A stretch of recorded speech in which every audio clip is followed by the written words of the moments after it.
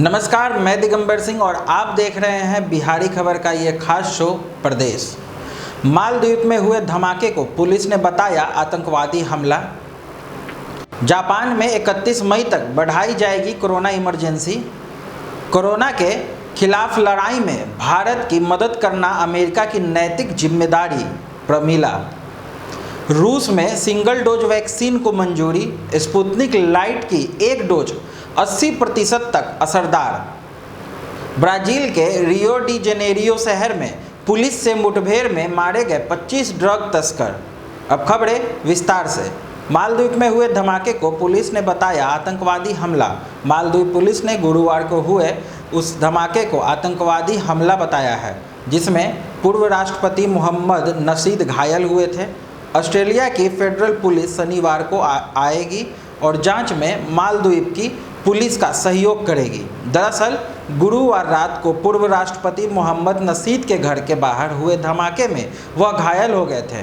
गृह मंत्री इमरान अब्दुल्ला ने बताया कि पूर्व राष्ट्रपति को अस्पताल में भर्ती कराया गया है और उन्हें गंभीर चोटें नहीं लगी हैं। जांच पड़ताल के बाद मालदीव की पुलिस की ओर से शुक्रवार को कहा गया है कि गुरुवार को हुआ बम धमाका आतंकवादी हमला था। हालांकि अभी तक किसी भी संगठन ने इस हमले की जिम्मेदारी तो नहीं ली है। माली के राष्ट्रपति इब्राहिम सोलिह ने कहा कि ऑस्ट्रेलिया की फेडरल पुलिस शनिवार को आएगी और जांच में मालदीव की पुलिस का सहयोग करेगी। उल्लेखनीय है कि नशीद मुख्य रूप से सुन्नी मुस्लिम राष्ट्र में धार्मिक अतिवाद के मुखर आलोचक रहे हैं, जहां अन्य धर्मों का प्रचार करना और अभ्यास करना कानून द्वारा प्रतिबंधित है। इससे पहले साल 2007 में मालदीव के पार्क में धमाका होने से 12 विदेशी पर्यटक घायल हो गए थे। जापान में 31 मई तक बढ़ाई जाएगी कोरोना इमरजेंसी। जापान प्रधानमंत्री योशिहिदे सुगा जापान में कोरोना के कारण 31 मई तक के लिए इमरजेंसी बढ़ाने की घोषणा शुक्रवार रात को करेंगे। वर्तमान में टोक्यो, ओसाका, होंगो और कोयोटो में लगी इमरजेंसी मंगलवार को खत्म होने वाली है। जापान में कोरोना रिस्पॉन्स के अधिकारी इस योजना के विशेषज्ञों की समर्थन की मांग कर रहे हैं। प्रधानमंत्री योशिहिदे सुगा इमरजेंसी को बढ़ाने की घोषणा शुक्रवार रात को करेंगे। वर्तमान में लागू इमरजेंसी तीसरी बार लगाई गई है और अब 8 प्रांतों में इमरजेंसी लागू की जाएगी। यहां पर स्थित बार और रेस्टोरेंट जल्दी बंद कर दिए जाएंगे। बड़ी संख्या में लोगों की मौत घरों पर ही हो रही है क्योंकि अस्पतालों में जगह नहीं बची है। कोरोना के खिलाफ लड़ाई में भारत की मदद करना अमेरिका की नैतिक जिम्मेदारी। प्रमिला।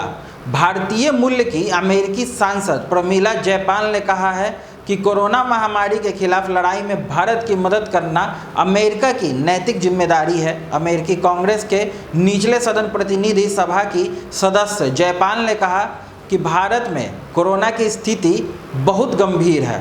रोज हजारों लोगों में कोरोना संक्रमण की पुष्टि हो रही है। अस्पतालों में बेड्स की कमी हो गई है और मेडिकल ऑक्सीजन की आपूर्ति भी मांग के अनुसार नहीं हो पा रही है। इलाज से पहले ही लोगों की मौत हो रही है। भारत की मदद करना हमारी नैतिक जिम्मेदारी है। इस चुनौती को हमें स्थानीय, अंतर्राष्ट्रीय और संघीय स्तर पर उठाकर इसका एकजुटता से सामना कर इसे हराना होगा।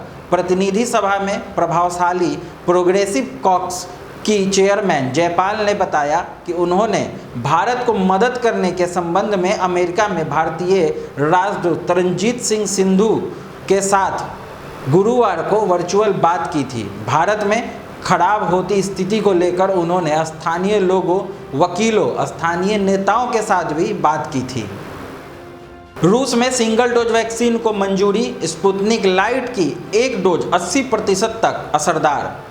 विश्व में कोविड-19 महामारी के बीच कुछ खबरें राहत देने वाली हैं। इनमें सिंगल डोज की स्पुतनिक लाइट वैक्सीन को रूस सरकार से मंजूरी मिलना है। यह वैक्सीन 69.4% असरदार है। इससे पहले जॉनसन एंड जॉनसन कंपनी ने सिंगल डोज कोविड वैक्सीन बनाई है और उसके ट्रायल जारी हैं। जानकारी के अनुसार रूस ने कोविड-19 सिंगल डोज वैक्सीन बनाने में सफलता हासिल कर ली है। यह उसी स्पुतनिक फैमिली की नई वैक्सीन है जिसका अभी यूरोप और अमेरिका को छोड़कर दुनिया के 60 देशों में इस्तेमाल हो रहा है। वहीं भारत भी स्पुतनिक वी को आपात परिस्थितियों के लिए मंजूरी दे चुका है और 1 मई को इसकी पहली खेप भारत आ चुकी है। मॉस्को के गैमलेया रिसर्च इंस्टीट्यूट द्वारा स्पुतनिक लाइट को तैयार किया गया है। इसे रशियन डायरेक्टर इन्वेस्टमेंट फंड ने वित्तीय सहायता प्रदान की है। RDIF के CEO किरिल दिमित्रेव ने गुरुवार को बताया कि दुनिया भर में इसकी कीमत $10 करीब 730 रुपये से कम रहेगी। ज्ञात रहे कि स्पुतनिक V के निर्माण में RDIF ने वित्तीय सहायता प्रदान की थी। स्पुतनिक लाइट वैक्सीन को 3 फेज के ट्रायल में 7,000 लोगों को शामिल किया गया था। ब्राज़ील में रियो डी जेनेरियो शहर में पुलिस से मुठभेड़ में मारे गए 25 ड्रग तस्कर। ब्राज़ील के रियो डी जेनेरियो शहर में गुरुवार को पुलिस और ड्रग तस्करों के बीच हुई गोलीबारी में एक पुलिस अधिकारी समेत 25 लोगों की मौत हो गई है। इस घटना को रियो राज्य में पिछले 16 सालों की सबसे घातक पुलिस मुठभेड़ बताया जा रहा है। स्थानीय टेलीविजनों पर प्रसारित वीडियो में देखा गया है कि मौके पर पुलिस की बख्तरबंद गाड़ियां मौजूद हैं और इलाके के ऊपर हेलीकॉप्टर उड़ रहे हैं। जैकेरिन्हो इलाके में लोग पुलिस से बचने के लिए छतों पर छिप रहे हैं। पुलिस के मुताबिक इस रेड में मारे गए 24 लोग संदिग्ध ड्रग तस्करी गैंग के सदस्य हैं। इस गैंग के लोग जैकेरिन्हो बस्ती में गुंडागर्दी करके लोगों को परेशान करते थे और उनके पैसे भी छीन लेते थे। इस मुठभेड़ में एक पुलिसकर्मी की भी मौत हुई है। एमनेस्टी इंटरनेशनल सहित कई मानवाधिकार संगठनों ने इस घटना की निंदा करते हुए कहा कि यह घटना पूरी तरह से निंदनीय है और अनुचित है। संगठन के डायरेक्टर जुरेमा वर्नेके ने इस पुलिस ऑपरेशन को नरसंहार करार देते हुए कहा है कि अश्वेत और गरीब लोगों वाले इस इलाके में हुए हत्याओं के लिए पुलिस की आलोचना की है। आगे की और प्रदेश और विदेश की खबरों के लिए हमसे जुड़े रहें। बिहारी खबर के फेसबुक पेज को लाइक करना और शेयर करना ना भूलें। धन्यवाद।